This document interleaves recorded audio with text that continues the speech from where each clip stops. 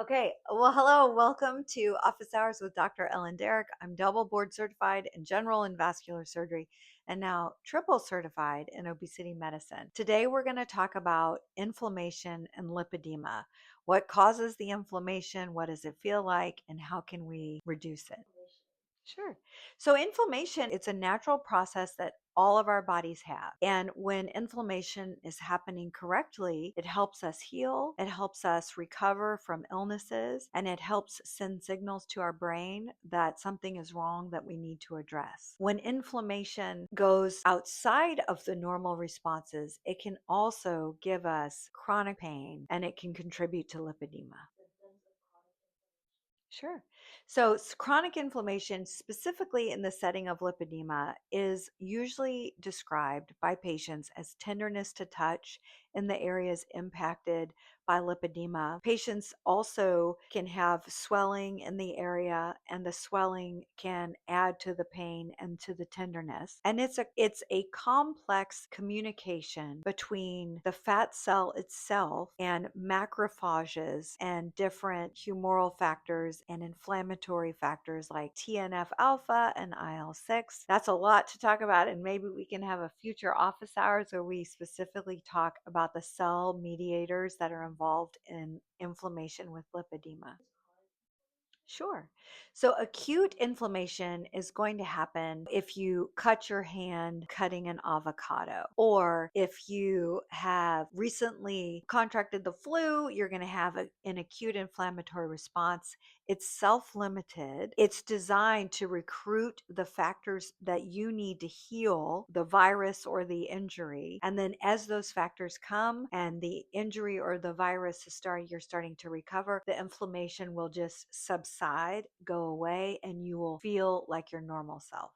So, lipedema is associated with chronic inflammation because there is a mechanism when a patient has lipedema that the inflammatory cascade gets turned on and it stays turned on. And once it's on, it continues to keep itself on. And anytime a patient with lipedema has exposure to an inflammatory event, it's going to reactivate or exacerbate the lipedema cycle. And this is precisely why lipedema is a disordered response to inflammation, because normally inflammation turns on, the problem is addressed, the inflammation abates, and the patient feels better. But with lipedema, for whatever reason, the fat cells respond abnormally to inflammation. The inflammatory cascade stays on and activated, creating chronic pain, chronic inflammation that does not subside. So inflammation creates different mediators. These cellular cascades get started when the inflammatory signal is sent and the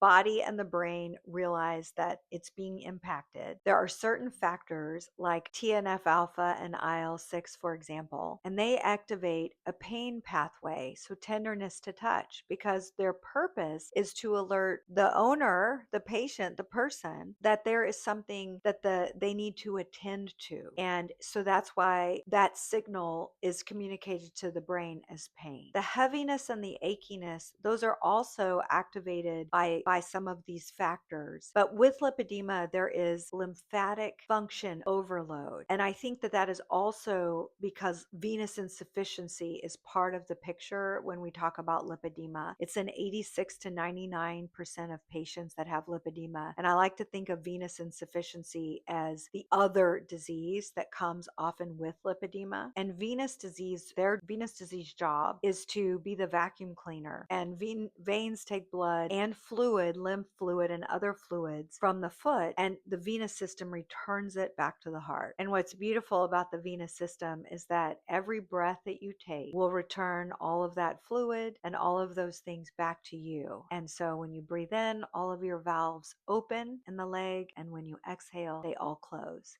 And that's how the blood from the lower part of the leg goes to the upper part of the leg. And when the blood gets to the groin area or behind the knee, that in-breath will draw that group of blood and fluid into the heart, into the lungs for oxygen, and then back to the heart, and it can be redistributed by the arterial system. When the valves don't work in venous insufficiency, instead of the vacuum happening easily and efficiently, there is pressure because that blood is falling down, and it's falling settling down and it's putting pressure on the lower leg and it's putting pressure on the lymphatics. And now the lymphatics can't drain. And now, if you also have a disease of inflammation of the fat cells where there is fluid that shouldn't be there, and that those cells respond to inflammation by creating more inflammation, now you can see that you've almost just created this perfect storm. And the perfect storm is going to have pain and tenderness to touch. It's going to be chronic lymphatic buildup because the lymphatic system now is struggling to be drained. And the venous pressure is going to give the heaviness, the achiness, and it's going to add to the general milieu and cascade of pain that patients with lipedema have often in their lower legs.